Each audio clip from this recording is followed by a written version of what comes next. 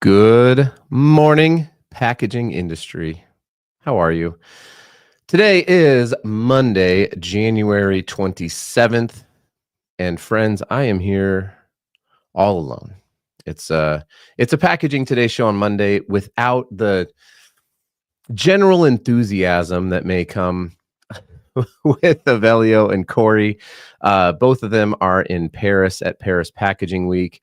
I am in West Jordan, Utah, in my basement, which is fantastic, actually. To be totally, I mean, they're having a blast out in Paris, I'm sure, meeting a bunch of cool people. I'm hoping that they can jump on one of these days. But today is our 30-minute episode. And I'm going to talk about labels. Because Corey and Avelio are always giving me crap about how labels aren't packaging, but they freaking are. Labels are packaging. So I don't have all of our cool intros and all that kind of stuff to play. Avelio normally is on the ones and twos for that. But if you are watching, please chime in, drop a comment. I know this normally plays on Avelio's LinkedIn page, so hopefully, fingers crossed, this popped up and you can jump in. So we're going to talk about labels, and then I've also got our call-in number. We're going to try, if anybody wants to call in and ask any questions about packaging, we might try that as well. Maybe I can play something. Let's see here. You know what? Let's have a quick word from our fantastic sponsors, SpecRite and Triac. Are you tired of managing your specs in spreadsheets, PDFs, or relying on suppliers to do it for you? Learn how SpecRite can help you digitize and take control of your product and packaging specifications to drive sustainability reporting, SKU rationalization, and better collaborate across departments and with your suppliers. Go to specrite.com to learn more. Have you ever wondered, how do I reduce my carbon footprint? Should I focus on recycled content or reducing weight first? Which design strategies are the most effective for my products? Triac offers multiple solutions for lifecycle assessment, goals management, reporting, EPR fees, and more. Visit triac.com to connect with our team and register for a free 10-day trial of EcoImpact Compass to get started today.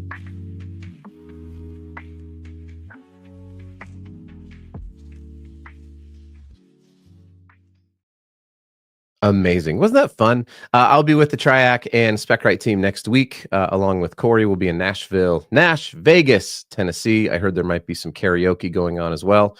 So if you're going to be there, let's connect up. I love meeting people in real life. I promise I'm kind of the exact same way. So, do we got some comments here? Hey, let's go, John. Thank you for letting me know that labels are part of packaging. And by the way, these shirts will be over at packagingfashion.com. I'm going to be closing down that site. Stop paying for the Shopify fee, but you can go get your PP recycling shirt over there. Along with packaging is awesome. So just go to packagingfashion.com. Thanks for finding the show today, John. Okay, so I've got a couple of label examples sitting here in front of me, and I want to talk about why they're good and why they're actually really bad and harmful. Not the labels themselves, like the design or anything like that. I'm not much of a graphic designer, but things that a lot of people don't know about labels. I've spent the last 14 years of my career primarily working for label printing companies. If people didn't know that, labels, folding cartons, and RFID. And so I've been around the block a little bit with labels. And so the first thing that I want to talk about is labels are absolutely necessary, right? So I've got this immunity shot here by, who is this? So Good, So You. And this is a PET, clear PET container. Hey, what's up, Chris? Coming in from Colorado, coming in hot. So let's talk about this type of packaging. So this is a clear PET container, and this is a white lid with a security band around it. Okay. Now, this lid and the band are one SKU. You can buy that. This is This is a plain lid, right? There's nothing customized about this lid. So the company can buy, millions of, hundreds of thousands, millions of these lids. And this clear PET container is also not marked. It's one SKU. So if you're looking at your products, let's say So Good So You, I don't know how many of these, let's say they have 15 SKUs and they're in 3 countries. So they have 45 SKUs. They can have one lid, right? They have one container. This would be considered the primary packaging often. And then you have your secondary packaging, which is the label. And it's the only way for this particular container in which the packaging is differentiated. What's up, Rao? Rao is a tiny human being in Colorado. Thanks for coming in. We are big in Colorado. Shout out to the Denver Nuggets and the Colorado State University Rams. But it was kind of a bummer that the Chiefs won, wasn't it? Kind of a bummer for Colorado people, I felt like. Okay, back to this. So the reason I say that labels are packaging is because absolutely nobody has any clue. They don't know how to scan this, right? Like you don't know what the product is. You don't know what the nutrition contents are. You don't know what the serving size is. You don't know, is this one, do we have any recycling information on this one? We do not have any recycling information. So the label is an absolutely critical part of this package. So in that sense, the labels are necessary and good. You're about, Rao, you're like this version of the packaging industry. If you haven't met Rao is a gentle giant, but he is a tall human. Okay. So some things about this label that are critical when this is getting printed. So the UPC code is absolutely going to have to be checked. And it's going to be given a score for readability and scannability. By the way, these UPC codes, if you don't know, go look up Sunrise 2027 on the GS1 website.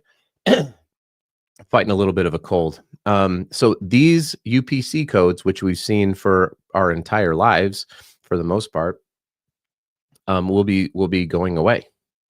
And so labels will become even more critical during that transition. This will be turning into a 3D or I guess it could be a 3D, but it'll be a QR code. And that QR code will be scannable at the register and it will be scannable from your phone. Right now, you can't really do much with this on your phone except for to shop for better prices, I guess, using an app. But this will be going away and this will become a QR code. 2027, there'll be a changeover, but eventually we won't have these any longer. So this white on this clear label has to be laid down pretty well, right? Like you have to be able to read and scan this. So there's a critical part of the label to be able to check out. There's nothing more frustrating, when the person's sitting there and they're trying to get the scanning gun and it's like usually it's on flexible packaging or it's on like a Cadbury. Have you ever watched a Cadbury egg try to get scanned? The foil wrap around the egg always, I don't even know how it's still legal. Like they hate it at the checkout. It should almost be required to be put into a folding carton, but that's neither here nor there.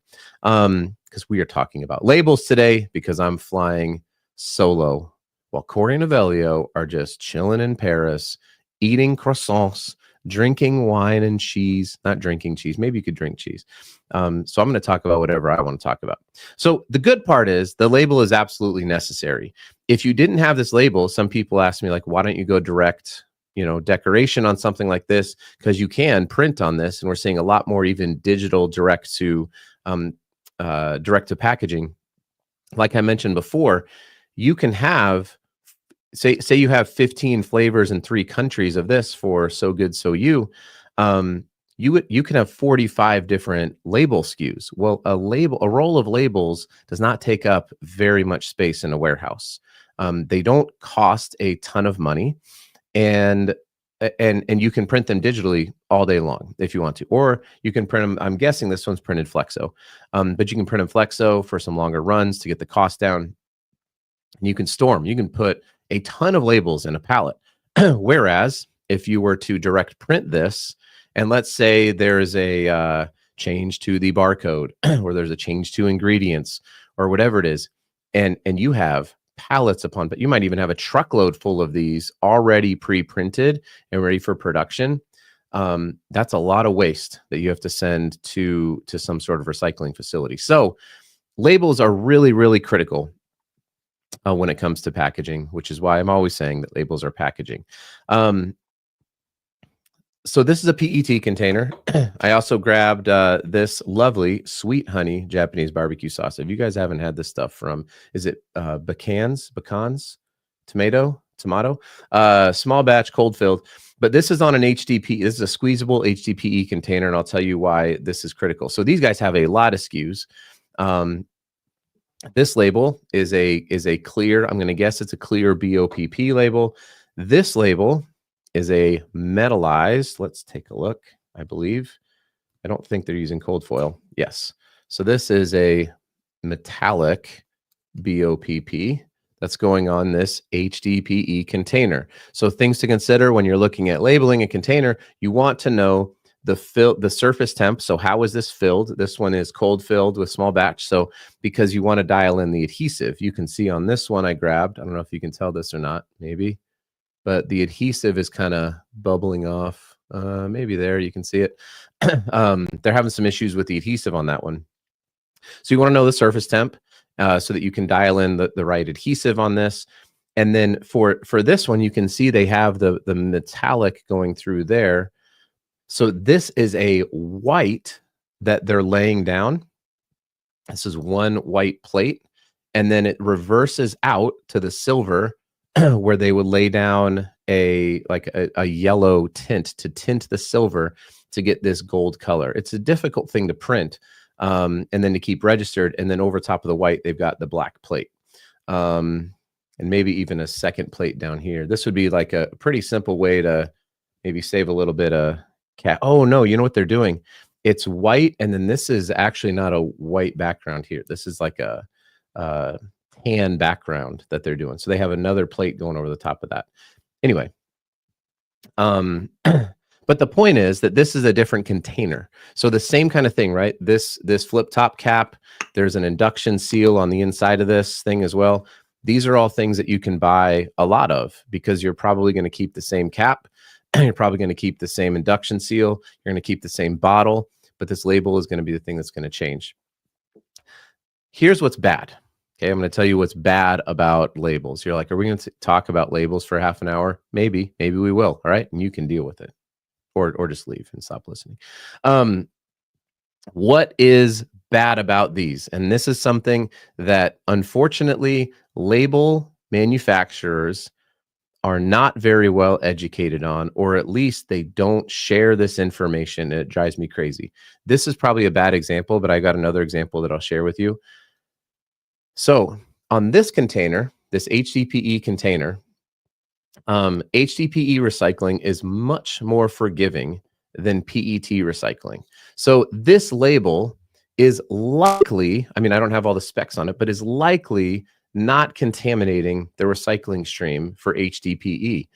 Because of that stream, this label will come off. It is a significantly more forgiving process with labels and adhesives. So there's a lot of capable labels and adhesive combinations that are going to assist or be not assist, but they will be non-invasive in the recycling stream.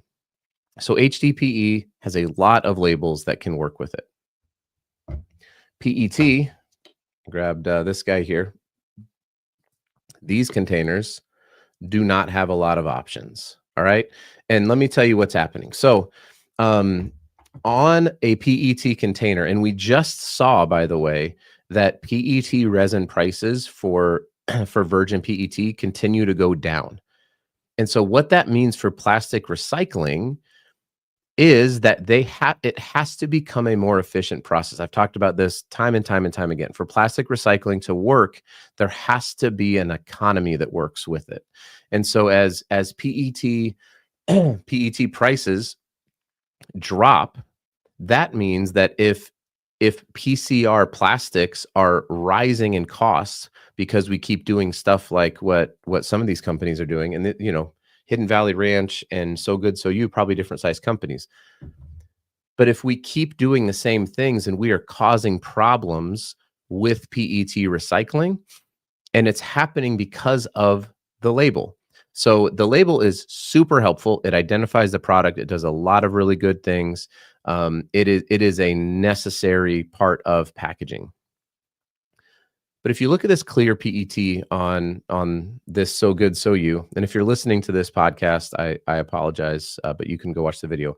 Or if you look at here with the with this Hidden Valley Ranch, and even this Hidden Valley Ranch has a How to Recycle logo on it. You can see right there. This Hidden Valley Ranch is on a paper, is a paper label with an overlam. You can know that because you can tear it like that. So there's not even an overlam on it. This is just, so this is a paper label. This is a clear film label. Both of these are problematic in recycling, and let me tell you why. So where this label, which is essentially the entirety of this clear PET, it wraps all the way around the clear PET container. You know, let's forget the fact that this is probably going to fall through the cracks anyways. But I'm using this for illustrative purposes. Every part of this that is touching the container, if this isn't a very unique and special label adhesive, every part, everywhere it's touching it, is in fact going to become problematic in recycling for the economics of recycling. So can this theoretically be recycled? Yes, but here's what happens. So this thing is going to get chopped up. This PET container is going to get chopped up, and it's going to go through a bath. And in that bath is meant to take off the label, you know, and the inks and all that kind of stuff, and get a clear, clean flake of material in order to be recycled. Well, the adhesive, if it's not the right adhesive, will stay connected in this caustic bath, stays connected to the surface, which is undetectable when you're actually going through the recycling thing. So, and it's going to go through this screen, which is going to sift out all of the particulates, and only the flakes are going to go through. Now, when these flakes go to be, there's going to be a high heat pressure that will be applied to them. This adhesive bakes in to the clear PET. And if you go to Plastics News, or if you look at resin prices for recycled PET, what you'll notice is that clear, clean PET is about 40 to 60% more than contaminated or, you know, various shades or colors of recycled PET, because brands who, if you're this company and you want to buy recycled PC, if you want to buy PCR PET and you're So Good So You want it to be clear. Well, you can only get clear PET when it's recycled PET. So in fact, if this is not a unique, and there's various different label companies that make this material, but if there is not a unique adhesive that's on this material, this thing ain't getting recycled. And so this is just going to go straight to a landfill. Same thing with this Hidden Valley Ranch. Now, this isn't wrapped all the way around, but you can see there's a pretty good amount of surface area that is covered. And this is a semi-gloss paper label. This thing has no shot. This has no, I know for a fact, this has the wrong adhesive on it. So less expensive label, but everywhere that this label is touching this plastic bottle is essentially non-recyclable. I mean, it can, again, in theory, get recycled, but it's basically non-recyclable because of the value. So if resin prices are dropping for clear PET, virgin PET, and recycling of clear PET is becoming more difficult and more expensive, it's going to be hard for us to hit all of our goals because the unit economics don't make any sense. Austria, well then, g'day, mate. No, I'm just kidding. Hey, thanks for. I know where Austria is. I've been to the salt mines in. I want to say it's outside. No, I don't remember where it was. It was 15. It was almost 30 years ago. Thanks for joining in, hearing me ramble about labels. So that's kind of the good and the bad of labels when it comes to especially recycling. Now, there's all sorts of things when it comes to label application. How does it go on? You know, how do you keep the the wrinkles from going on a label, especially on something that's a really tight cylinder wrap like this one from So Good So You. Sometimes these things will have, they'll be injected from a mold and there'll be silicone left on the outside of these containers. And there's silicone on a label liner, so that can become a problem. There's a lot of things that go into putting a label onto a bottle. It's not that simple, but it is critically important. And the last thing I want to talk about, because labels and shrink sleeves often get a bit not really confused, but it's the same sort of idea, right? So so this shrink sleeve, which Body Armor I think does a phenomenal job with their shrink sleeve. And this may even have, yeah, so we've got a please recycle down here. So the same positive things, and even more so than a label, right? Like you can cover this entire thing with a shrink sleeve. That's good. We've already got a QR code on here. That's going to become the primary thing going forward. This is a clear PET container. The shrink sleeve is likely to come off in that bath because it's not, if there's not an adhesive on the inside of this, sometimes there is a heat activated adhesive on the inside. But shrink sleeves, and I don't know if this one is one or not, shrink sleeves can cause a problem because of how they are read and scanned when they go down the recycling line. And so these can be sorted incorrectly depending on the type of material that the shrink sleeve is. Now, there have been tremendous strides because shrink sleeves are wildly popular. There have been a lot of strides in the materials of shrink sleeves to make sure that when they are scanned through an IR reader or when they're sorted, that they're still able to go through recycling. But understand this, all of this film is not, this ain't getting recycled. So this is all going to go to waste. It's not going to be part of the recycling stream. It's going to break free from it and it's going to be sorted out to a landfill. So, it's a decision for people to make. Good question, Hugh. Does it have a zipper for removal? I love a good zipper perf on a shrink sleeve. This one does not. And these become really critical. So you can put like a zipper perf, for example, like here's the seam of the shrink sleeve. So when it's getting seamed, most pieces of equipment have the ability to put a zipper perf in that doesn't cost any extra money.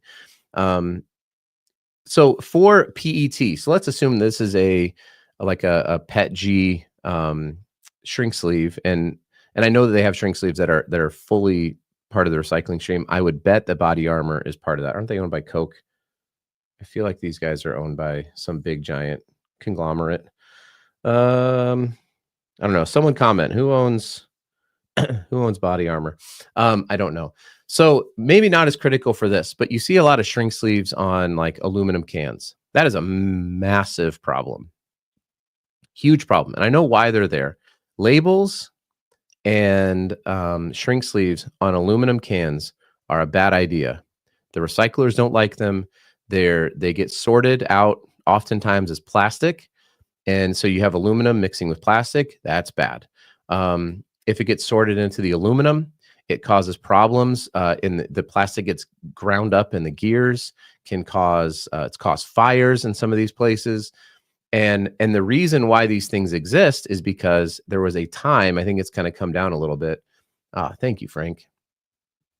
Coca-Cola, of course. Well, I didn't know that wasn't of course. So thank you. I knew it was Body Armor. I knew they had a fantastic. Oh man, everyone's coming in. Everybody knows except for me. I know that they had a great collaboration with Kobe and Jinx. Somebody owes Eric a Body Armor. So anyway, on aluminum cans, they're a problem. And so I always recommend, if you are going to be putting a shrink sleeve on an aluminum can, ask your manufacturer, your printer, your distributor, whoever it is, if they can put in a zipper perf, and encourage people to zip that thing right off and throw it away. Now, there are some states that have can collections that needs to be scanned in. Man, I'm getting roasted for this. I apologize for not knowing that Coke owned Body Armor. Jeez. Everyone just calm down. Hey, what's up, Seth? Happy Monday.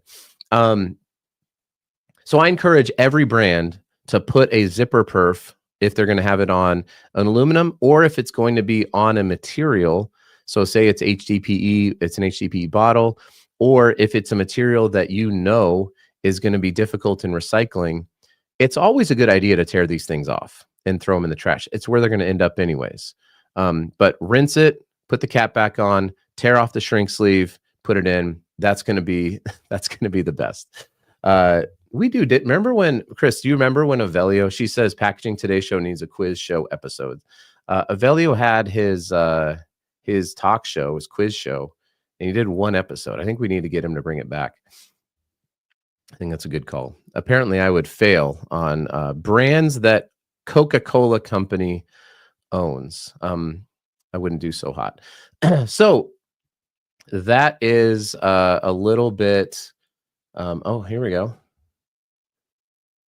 Is this podcast? Okay, we got some questions coming in. Thank people found this. This is fun. Sorry, my cold is killing me. Karina Brett says, any label needs to be easily mechanically separated by the final user. And if the final user does not do it, at least in the manual separations, it can be done by the processors, which many times use first manual work. Yeah, there are ways in which it can be done.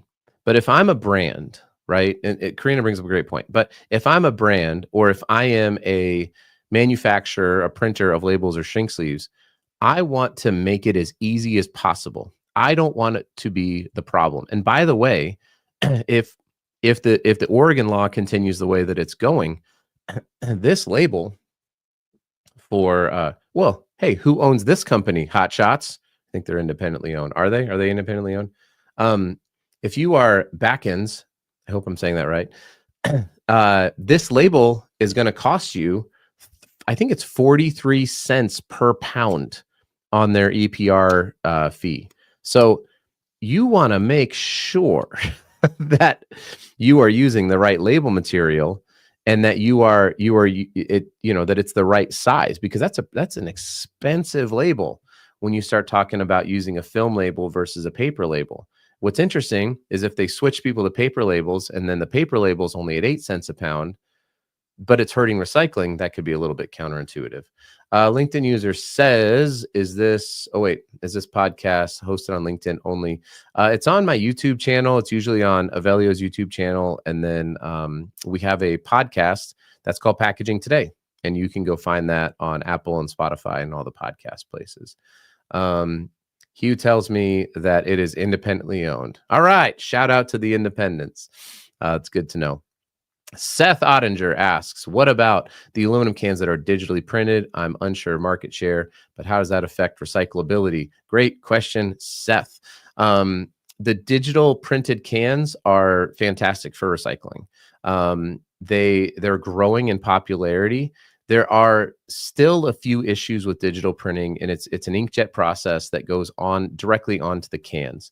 The issue is, number one, speed. So throughput is a big deal.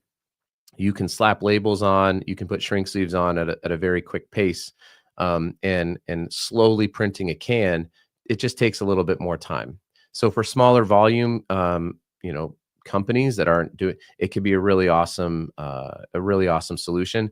The other thing is, I've noticed on some of the digitally printed cans that the curing of the ink to the surface of the can isn't great.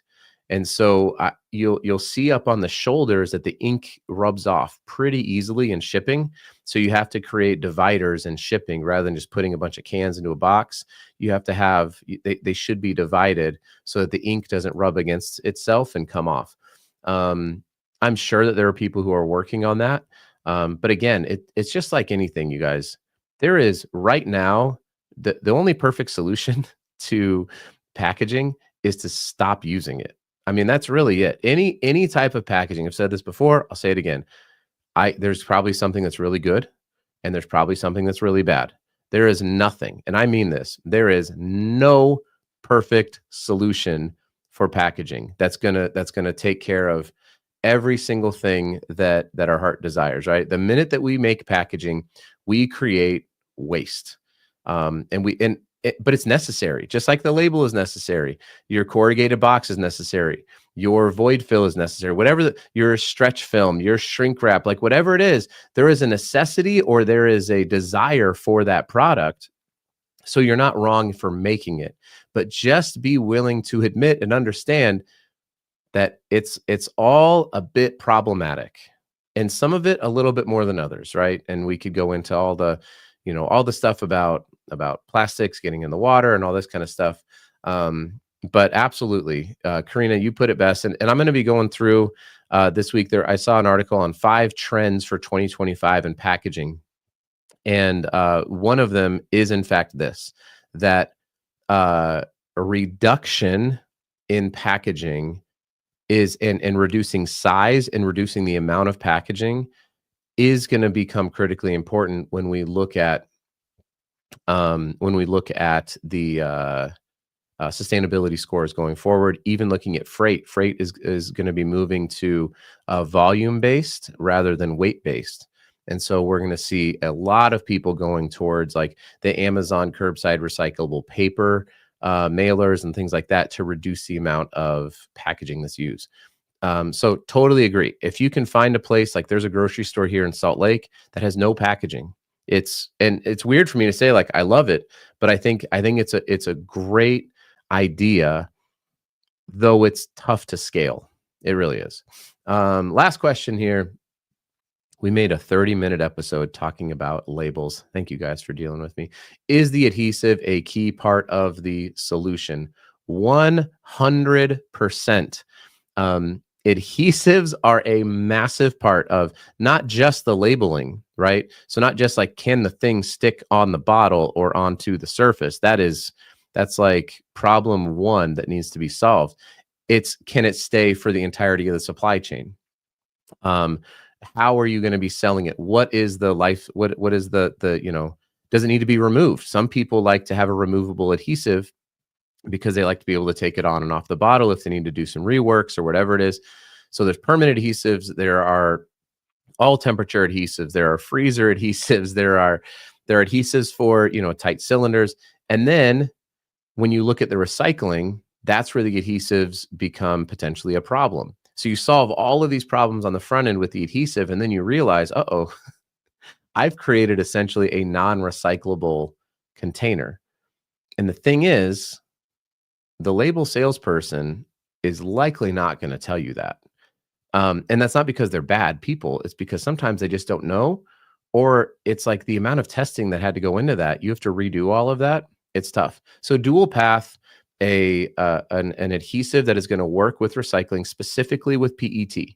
HDP, like I said, has a lot more forgiving things, but contact, Avery or MacTac or whoever it is, and they will give you suggestions on adhesive combinations to use. I guess we got some more questions. Let's just hang out. Avelio's not here to tell me to hang up. 1 component or 2 component adhesives are being used. Solvent free. So there are. I think there's like 100 different adhesives or more that can be used for applications. And so if you get annoyed trying to buy labels, number one, it's because the label industry is still stuck. We haven't really evolved into, transparent pricing and things like that. But it also is a bit of a complex, even something like putting a thermal label, a shipping label onto a corrugated box does require a fair amount of testing. Now, a lot of that is already readily known, but you can see sometimes you'll get something, the label's already peeling off. Well, imagine if that label falls off the box during shipment, that thing's getting lost. And that is lost revenue for the brand, for the e-commerce. Like, nobody benefits when that label comes off that shipping box. It's bad for sustainability. And so you want to make sure that when that thing goes on the corrugated box, that it's not coming off. And luckily, corrugated has been pretty forgiving as well when it comes to labels and tape and stuff like that. I still recommend using paper tape when you can, because we know it's going to be better than a film-based tape. But Yeah, so there are lots of different components when it comes to adhesive.